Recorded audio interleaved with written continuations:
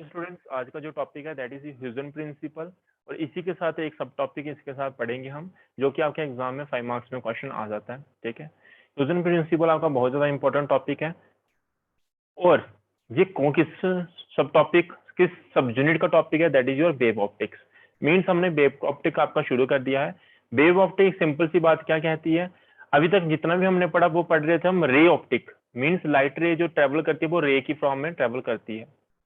अब new concept आएगा, जो लाइट आपकी ट्रैवल करती है वो किस फॉर्म में ट्रैवल करती है, वेव्स की फॉर्म में। कैसे ट्रैवल करती है, वेव्स की फॉर्म में। और उसी में एक पहला टॉपिक जो है आपके एग्जाम में पूछा जाता है ह्यूजन प्रिंसिपल, है ना, जो कि बहुत ज्यादा इंपॉर्टेंट है। अकॉर्डिंग टू ह्यूजन प्रिंसिपल, ये हमें बताता है कि जो आपकी लाइट है वेव की फॉर्म में कैसे एक मीडियम में प्रोपोगेट करती है। तो Huygens principle tells the way in which the wave front is propagator further in medium. Medium के अंदर जो वेव फ्रंट होता है, किसका, वेव का एक फ्रंट जो है ना, अगले वाला हिस्सा होता है, वो कैसे प्रोपोगेट कर रहा है मीडियम के अंदर, वो हमें कौन समझाता है, ह्यूजन प्रिंसिपल समझाता है। ठीक है, मान लीजिए ये सोर्स ऑफ लाइट है, यहां से लाइट ले आगे की तरफ गई, और ये पहला, ये दूसरा, ये तीसरा, बहुत सारे ऐसे ही आपके क्या होते हैं, वेव फ्रंट होते हैं। इनको हम क्या बोलते हैं, वेव फ्रंट, है ना। ये वेव है ना, ये वेव फ्रंट, और इनके सामने ऐसे एक लाइन में जोड़ दूं, ऐसे करके ड्रॉ कर दूं टेजेंशियली। ठीक है, टेजेंशियली एक लाइन में ज्वाइन कर दूं, उसको हम क्या बोलते हैं, वेवलेट बोलते हैं। एक सेकेंड देखिए मैं क्या समझा रहा हूं ह्यूजन प्रिंसिपल के। मैं ह्यूजन प्रिंसिपल का स्पेलिंग भी यहाँ पे बोल देता हूँ अगर नहीं पता चल रहा, HUYGENS। ठीक है, तो पहला प्रिंसिपल क्या कहता है, every point on the given wave front, हर जो पॉइंट होता है एक गिवन वेव फ्रंट के ऊपर, जिसको हम क्या बोलते हैं, प्राइमरी वेव फ्रंट। ये जो क्या आपका वेव प्राइमरी वेव फ्रंट है, ये हमेशा एक डिस्टरबेंस पैदा करता है अगले वाले मीडियम में। कौन, ये जो पार्टिकल्स हैं, ये जो पॉइंट्स हैं, ये डिस्टरबेंस पैदा करते हैं अगले मीडियम में। और जब ये डिस्टरबेंस पैदा करते हैं तो ये क्या बनाते हैं, ये बनाते हैं एक नया वेव फ्रंट। ये पुराना वेव फ्रंट था जिसको हम प्राइमरी वेव फ्रंट बोल रहे हैं, और ये डिस्टरबेंस पैदा करेंगे अगले वाले मीडियम में, और अगले वाले मीडियम में बना देंगे एक न्यू वेव फ्रंट, जिसको हम सेकेंडरी वेव फ्रंट बोल सकते हैं। और मैं ये भी कह सकता हूं, ये जो प्राइमरी वेव फ्रंट है, it act as a source of new wave front. ये किसका काम कर रहा है, एक सोर्स का काम कर रहा है, किसके लिए, न्यू वेव फ्रंट के लिए। तो चलिए वर्डिंग के हिसाब से समझते हैं। Every point on the given wave front, जिसको हम क्या बोलते हैं, primary wave front, act as a fresh source of new disturbance. जो किस तरह से काम करता है, प्राइमरी वेव फ्रंट कैसा काम करता है, new source of fresh source of new wave front, जिसको हम क्या बोलेंगे, सेकेंडरी वेवलेट बोलेंगे। क्या बोलेंगे, सेकेंडरी वेवलेट बोलेंगे। ठीक है जी, ओके। देखिए तो ये आपके वेव फ्रंट हो गया, इसने डिस्टरबेंस पैदा की, यहाँ पे न्यू वेव फ्रंट बन जाएगा, और ऐसे ऐसे करके आपकी लाइट रे क्या करती जाती है, लाइट वेव ट्रेवल करती जाती है। अब बोलता है कि जो surface touching the secondary wavelet, जहां पे जो सेकेंडरी ऐसे करके वेवलेट बनेगा, है ना, ये एक किस्म का क्या है, वेवलेट। ये क्या आपका वेवलेट है जो सर्कल सर्कल बनाए हैं। और इनके आगे की तरफ एक मैं टेंजेंशियली लाइन ड्रॉ कर दूं ऐसे करके, ये इसी को हम क्या बोलते हैं, वेव फ्रंट बोलते हैं। ये कौन सा वेव फ्रंट होगा, आपका सेकेंडरी वेव फ्रंट होगा। हुआ क्या, पुराना जो जो प्राइमरी वेव फ्रंट था, ये जो पुराना वेव फ्रंट था, इसने डिस्टरबेंस पैदा की। डिस्टरबेंस कैसे पैदा की, it act as a fresh source of new disturbance. इसने क्या किया, फ्रेश सोर्स की तरह काम किया, ओ सॉरी सोर्स की तरह काम किया, किसके लिए, फॉर सेकेंडरी वेव फ्रंट के लिए। और सेकेंडरी वेव फ्रंट कैसे बने, इसने क्या किया, डिस्टरबेंस पैदा की, तो न्यू वेवलेट्स बने, इसको हम क्या बोलते हैं, न्यू वेवलेट्स बने। और न्यू वेवलेट्स को मैंने टेंजेंशियली आगे की तरफ फॉरवर्ड डायरेक्शन में मैंने जोड़ दिया, तो मुझे क्या मिल गया, वेव फ्रंट मिल गया, secondary wave front. The surface touching the secondary wavelet, ये जो सेकेंडरी वेवलेट बने थे, इनके इनको हमने क्या करना है, इन सरफेस को टच कर देना है। Surface touching the secondary wavelet कैसे, tangentially in the forward direction at any instant give a new wave front. हमें क्या देंगे, उस समय पे न्यू वेव फ्रंट देंगे, जिसका नाम क्या होगा, सेकेंडरी वेव फ्रंट होगा। बाद में यही सेकेंडरी वेव फ्रंट क्या करेंगे, फिर से काम करेंगे new source of fresh disturbance, new source of fresh disturbance या fresh source of new disturbance की तरह काम करेंगे। फिर से क्या बनाएंगे, सेकेंडरी वेवलेट्स बनाएंगे। जब सेकेंडरी वेवलेट्स के फ्रंट की डायरेक्शन में हम क्या कर देंगे, टेंजेंशियली एक लाइन ज्वाइन कर देंगे, वो क्या काम करेगी, सेकेंडरी वेवलेट का काम करेगी। यही है आपके दो प्रिंसिपल, ह्यूजेन प्रिंसिपल जिसको हम बोलते हैं। ह्यूजेन प्रिंसिपल फिर से बता रहा हूँ क्या समझाता है हमें, कि जो वेव फ्रंट होता है वो मीडियम में कैसे प्रोपोगेट करता है। यहाँ पे एक और लाइन ऐड कर सकते हो, ये जो सेकेंडरी वेवलेट होता है बना, और यहाँ पे जो आपकी वेव मूव करती है वो किस किस स्पीड से मूव करती है, वो मूव करती है with the speed of light. कैसे मूव करती है, with the speed of light. Otherwise ये दो लिखोगे सफिशिएंट आपके लिए। नेक्स्ट, इसी के साथ सब टॉपिक हमने जो पढ़ना है, जो आपके एग्जाम में पूछा जाता है, that is refraction on basis of wave theory.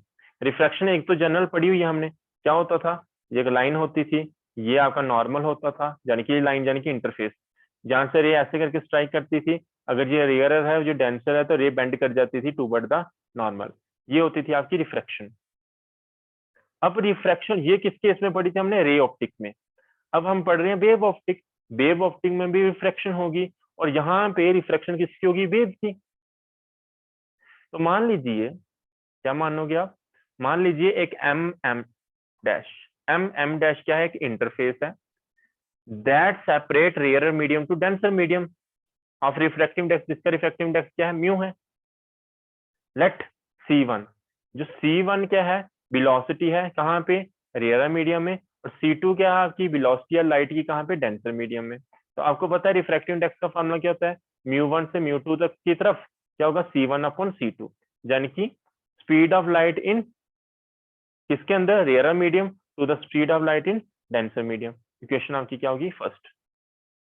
ये जो थ्योरी लिखी है यहाँ पे, ये मीडियम है कौन सा, एम एम डैश। मैं यहाँ पे बनाता हूँ,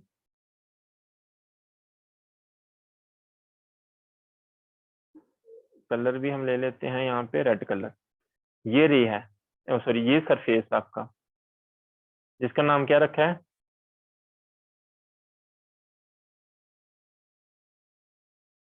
जिसका हमने नाम रख दिया एम एम डैश। ठीक है जी, ओके। अब एक रे आती है, एक वेव है, ठीक है। ये वेव आती है कि जिसका नाम क्या है, ए बी, जिसका नाम क्या है, ए बी, और स्ट्राइक करती है ए, और ये बी, बी इंटरफेस के ऊपर स्ट्राइक कर गई, और ए अभी तक आ नहीं रही। क्यों, क्योंकि हम मान रहे हैं कि लाइट रे इस तरह से आ रही है ना, दिख रही है आपको, ये ऐसे करके आ रही है, ऐसे करके। और ये वेव जो आ रही है ऐसे करके पूरी की पूरी वेव आ रही है, और यहाँ पे मैंने दो रेज मान ली, एक रे आपकी ये वाली है, ये वाली, जिसको नाम क्या दे दिया, सेकंड रे, और यहाँ पे आके स्ट्राइक हुई। मैं कलर चेंज कर लेता हूँ ताकि आपको थोड़ा सा अच्छा से दिखे। ये वाली, जिसका नाम मैंने रे दे दिया ए, जो कि परपेंडिकुलर है किसके, बेस फ्रंट के, और दूसरी रे है ये वाली, ये भी परपेंडिकुलर है बेस फ्रंट के, कौन सा बेस फ्रंट, ए बी, और ये स्ट्राइक होगी यहाँ पे आके। ठीक है जी, अच्छा जी। अब यहाँ पे मुझे एक नॉर्मल ड्रॉ करना पड़ेगा, नॉर्मल आपको पता है सरफेस पे ड्रॉ करना ही पड़ता है हमें मजबूरन। तो मैं इसका कलर ले लेता हूँ ब्लैक। ये एक आ गया हमारे पास नॉर्मल इधर भी, और एक नॉर्मल हमें यहाँ पे भी ड्रॉ करना पड़ेगा, क्योंकि जरूरत होती है। अब यहाँ पे जो एंगल ऑफ इंसिडेंस होगी, ये जो एंगल है कौन सी है, एंगल ऑफ इंसिडेंस। ये आपका मीडियम फर्स्ट है, तो यहाँ पे लाइट किस स्पीड से आ रही है, C1 से, यहाँ पे भी लाइट किस स्पीड से आ रही है, C1 से। ये रे सेकंड है, ये रे कौन सी आपकी फर्स्ट है। जहां पे जब रे गिरी आई, एंगल ऑफ इंसिडेंस है, और ये रे पहले आग ऐसे रही थी, देखना, ये रे आग ऐसे, इसको जाना कैसे था, ऐसे, पर ये क्या जा रही है, रेयर टू डेंसर जा रही है, तो ये इस तरह बेंड कर जाएगी। और यहाँ पे आपका मीडियम कौन सा, सेकंड, यहाँ पे जो स्पीड ऑफ लाइट होगी वो क्या होगी, C2। सेम कहानी, ये जितने टाइम में यहाँ पे स्ट्राइक की, मान लीजिए वो टाइम कितना लगा आपका, टी, स्मॉल टी, और उतने टाइम में रे कहां तक पहुंची है, वेव जो वेव फ्रंट है, इस वेव फ्रंट की रे कहां तक पहुंची है, ए पॉइंट तक पहुंची है। अब इसको ए से लेके ए डैश तक जाने के लिए मान लीजिए टाइम कितना लगा, टी टाइम लगा। मेरी बात सुनना ध्यान से, मैं क्या बोल रहा हूँ, इसको ए से लेके ए डैश तक पहुंचने के लिए कितना टाइम लगा, टी टाइम लगा। तो मीन्स इसने डिस्टेंस कितना ट्रेवल किया होगा आपको पता है। वेलोसिटी इज इक्वल टू क्या होता है, distance upon time, displacement upon time. तो डिस्प्लेसमेंट निकालने की तो टाइमिंग तो वेलोसिटी हो जाएगा। तो यहाँ पे वेलोसिटी कितनी है आपकी, c1, मैं यहाँ पे लिखता हूँ c1 इंटू क्या हो जाएगा, t हो जाएगा, जो कि क्या हो जाएगा आपका डिस्टेंस मिल जाएगा आपको। कहां से, ए से लेके ए डैश तक डिस्टेंस हमें मिल गया। जो बात समझाई मैंने यहाँ पे वही लिखी होगी, समझते हैं क्या लिखा है। देखिए कंसीडर किया हमने, ए बी एक रे है, ए बी आपका क्या है, एक वेव फ्रंट है जिसकी A1 एंड 2 क्या है, कॉरस्पॉन्डिंग इंसिडेंट रे है, जो कि नॉर्मल है किसके, ए बी के। ये जो ए बी था इसके नॉर्मल थी। ह्यूजन प्रिंसिपल के मुताबिक every point on A B act as a source of secondary wave front या wavelet. Let the secondary wavelet from A strike करता है कहाँ पे, ए डैश पे। जो सेकेंडरी वेवलेट है कहाँ से, ए से स्ट्राइक करता है कहाँ पे, ए डैश पे। वही लिखा है, ए डैश पे स्ट्राइक करता है। एट कहाँ पे, ए डैश पे। कहाँ पे स्ट्राइक किया, ए डैश पे। कितने टाइम में, टी सेकेंड में। तो ए से लेके ए डैश तक डिस्टेंस क्या हो जाएगा, c1 into T, equation second अभी बताया मैंने। And secondary wavelet from B, उतने टी टाइम में सेकेंडरी वेवलेट से ये जो रे है तब तक यहाँ ट्रेवल कर रही होगी, क्योंकि इसकी रिफ्लेक्शन हो गया, ये यहाँ पे आ गई है। तो कितनी स्पीड से चल रही है, c2 स्पीड से चल रही है। कितने टाइम के लिए चली, टी टाइम के लिए चली। कितने टाइम के लिए मूव किया उसने, टी टाइम के लिए। तो डिस्टेंस कितना ट्रेवल किया होगा इतने देर में इसने, c2 into T distance travel कर लिया होगा। वही हम देखेंगे, तो देखिए। And secondary wavelet from B travel in denser medium with velocity कितना, c2, एंड कवर डिस्टेंस कितना, बी से लेके बी डैश तक ये डिस्टेंस कवर कर लेगी कितना, c2 इंटू टी। इक्वेशन क्या होगी आपकी थर्ड। आपको क्या करना है, what you have to do, you have to draw एक B dash with centre B जिसका रेडियस कितना है, c2 इंटू टी। एक आपको आर्क ड्रॉ करनी है, एक कंपास लेनी है, और इसका सेंटर मान के, बी को सेंटर मान के एक आर्क ड्रॉ करनी है। और रेडियस कितना होगा उसका आर्क का, रेडियस कितना रखना है, कितनी कंपास ओपन करनी है जिसका डिस्टेंस कितना होगा, c2 इंटू टी, ये डिस्टेंस है। इतने डिस्टेंस की आपको कंपास खोल के एक आर्क लगानी है। वो आर्क कहाँ पे लगेगी, बी डैश पे आर्क लगेगी। बाद में बी और बी डैश को आपने क्या कर देना, ज्वाइन कर देना। और अब जो न्यू वेव फ्रंट बनेगा या न्यू वेव फ्रंट बनेगा, that will be your A dash B dash. ये वेव फ्रंट बनेगा। पहले ये ऐसे आ रहा था, अब ये ऐसे जा रहा है डेंसर मीडियम में, ऐसे करके मूवमेंट होगी इसके बीच में। तो यहाँ पे वही लिखा है, एंड ड्रॉ द टेंजेंट कौन सा, A dash to arc B dash, and this is your new wave front. और यही आपका क्या होगा, न्यू वेव फ्रंट होगा। अब जब ये बीच में आई,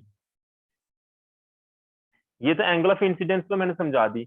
अब ये क्या है आपकी, ये रे देखो अंदर जाके कैसे आएगी, ये भी बेंड करेगी ना अंदर जाके ऐसे करके। और ये कौन सी एंगल होगी आपकी, एंगल ऑफ रिफ्लेक्शन होगी।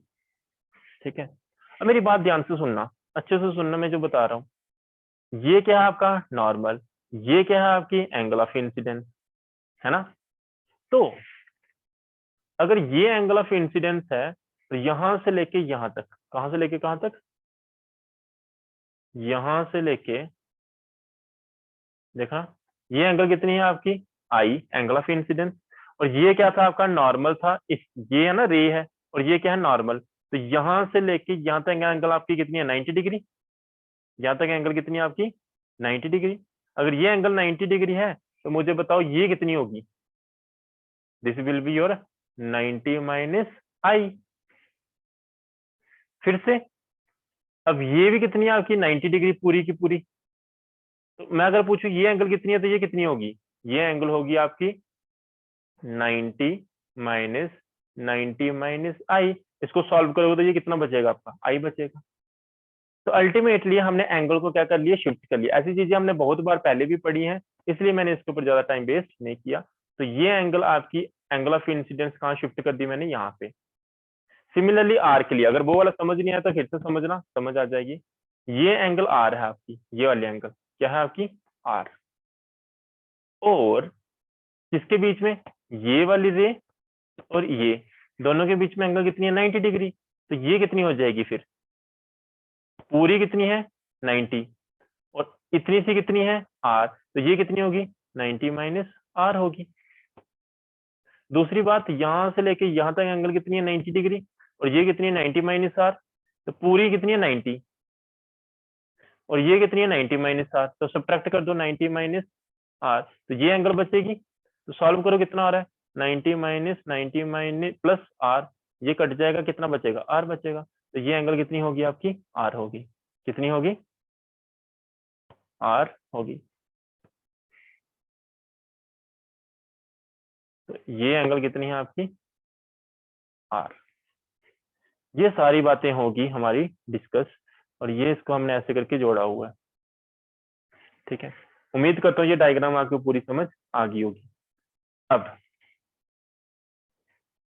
करना क्या है, हमारे पास दो इक्वेशंस बन चुकी हैं। एक सेकंड, अभी इक्वेशन तो मैंने आपकी बनवाई नहीं है यहाँ पे। हाँ, थोड़ा सा पेज डाउन करता हूँ।